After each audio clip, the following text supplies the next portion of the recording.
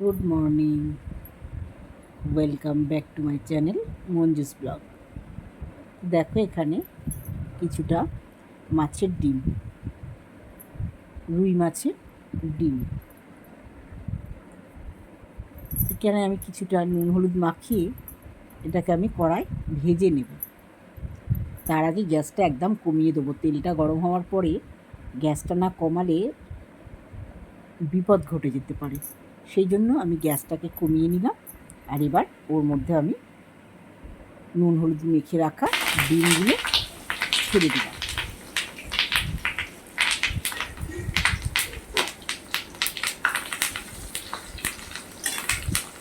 এবার আমি ওগুলোকে একটু লাল লাল করে ভেজে নেব। আর একটু ঢাকা দিয়ে দিলাম, কারণ এত বেশি ফাটছে যে চোখে মুখে ছিটকে আসতে পারে, সেই জন্য ওটাকে আমি ঢাকা দিয়ে আর গ্যাসটা কমিয়ে ভেজে নেব।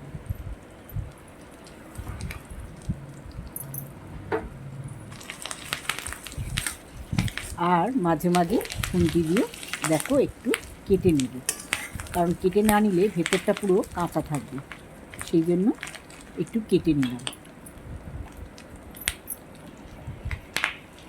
আর এখানে কেটে রেখেছিলাম আলু, লম্বা লম্বা করে সরু সরু করে একটু আলু কেটে রেখেছিলাম। আলুগুলোকে ভালো করে আগে থেকে ধুয়ে জল ঝরিয়ে নিয়েছিলাম। আর এখানে রেখেছি পেঁয়াজ কুচি আর টমেটো কুচি, আর এদিকে একটু আদা বাটা।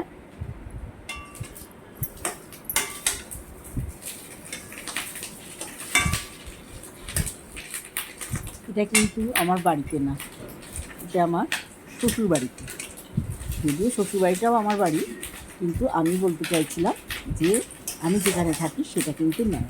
আমি ওখানে মানে শ্বশুর বাড়িতে গেছিলাম, সেখানে গিয়ে আর তোমরা তো জানো আমি ওই বাড়িতে গেলে আমি রান্নাটা করতে ভালোবাসি, আমি ওখানেই রান্না করছিলাম।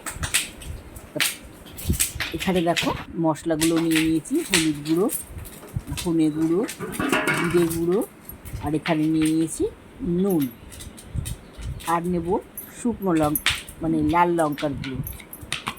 আর এখানে একটু ধনে পাতা রেখেছি, ধনে পাতাটা কুচিয়ে নেব। এই আমার রান্না তো চল। আর এখানে দেখো ডিমগুলো ভাজা হয়ে গেছে, মাছের ডিমগুলো ভাজা হয়ে গেছে।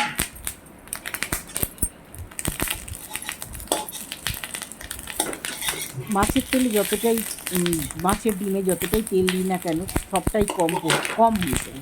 দেখো কতটা তেল দিয়েছিলাম, কিন্তু সবটাই মাছের ডিম খেয়ে নিয়েছি, সেই জন্য এখানে শুকনো শুকনো রাখছি।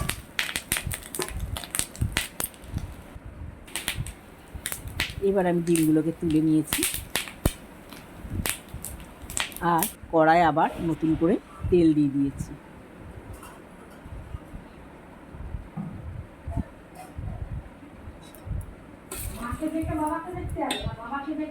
না আগে মাকে দেখে ওর মধ্যে দিয়ে মায়ের ওখান থেকে একটু ঘুরে তারপরে বাবার ওখানে যাব।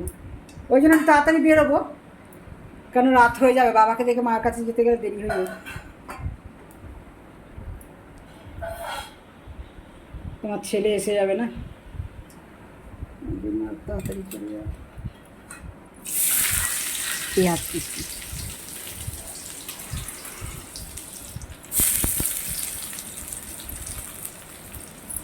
পেঁয়াজগুলো একটু লাল লাল করে ভেজে নেব।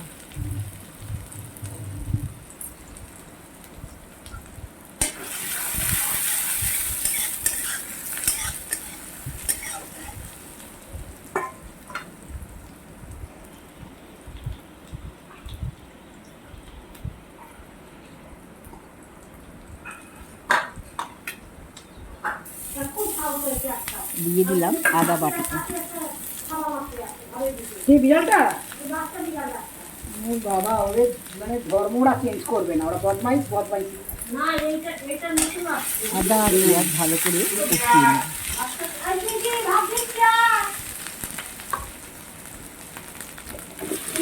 এবার দিয়ে দিলাম আলুগুলো,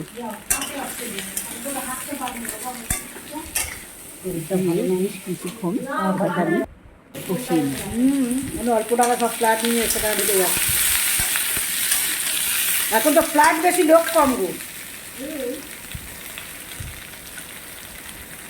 দিয়ে দিলাম নুন। খুঁজতে খুঁজতে ফ্ল্যাট নিচ্ছে সব, ফ্ল্যাট বাকি হয়ে যাচ্ছে ফ্ল্যাট নিয়ে।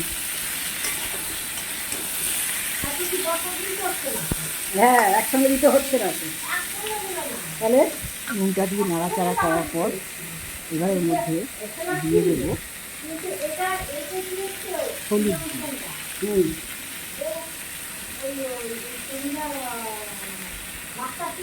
হ্যাঁ, আচ্ছা,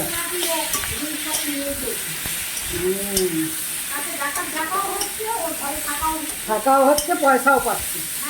তুমি বলো না কি না লাভ, পয়সা পাচ্ছে না।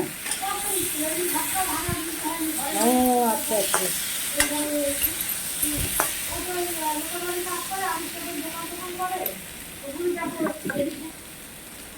চিন্তা করো।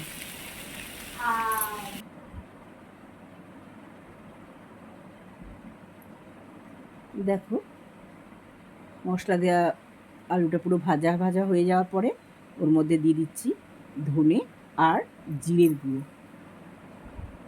ওটা দিয়েও ভালো করে মিশিয়ে নেব।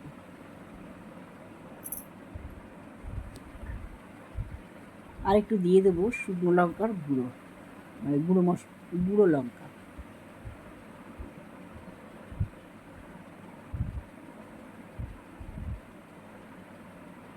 এবার সব কিছু দিয়ে ভালো করে মিশিয়ে নেব। সঙ্গে দিয়ে দিলাম টমেটো কুচিগুলো।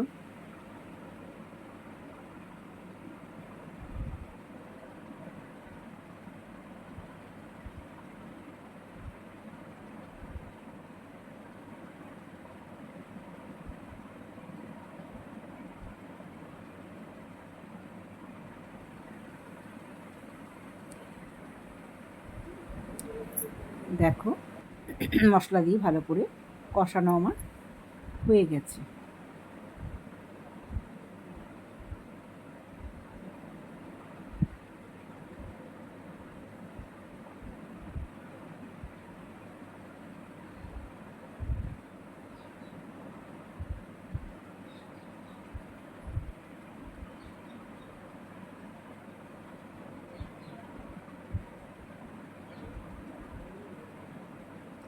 এবার দিয়ে দিলাম ওর মধ্যে জল।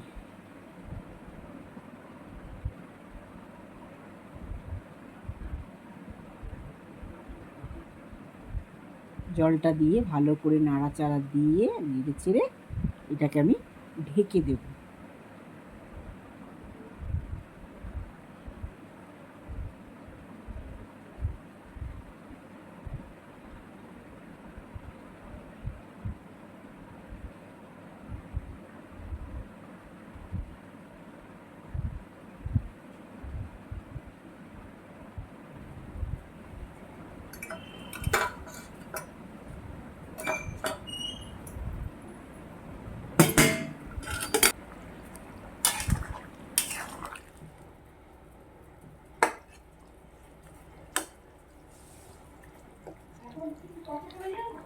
হ্যাঁ, না না বাবা, চুল কই বিক্রি করবো, মাথাতেই চুল নেই।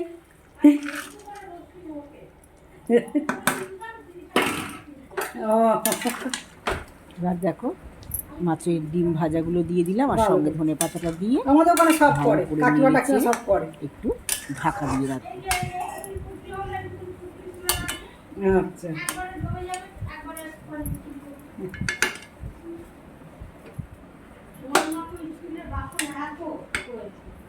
হ্যাঁ,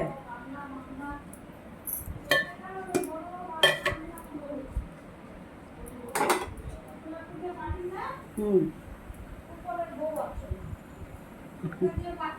কিছুক্ষণ ফুটবে, ফুটে যাওয়ার পরে এবার আমি ওটা নামিয়ে নেব।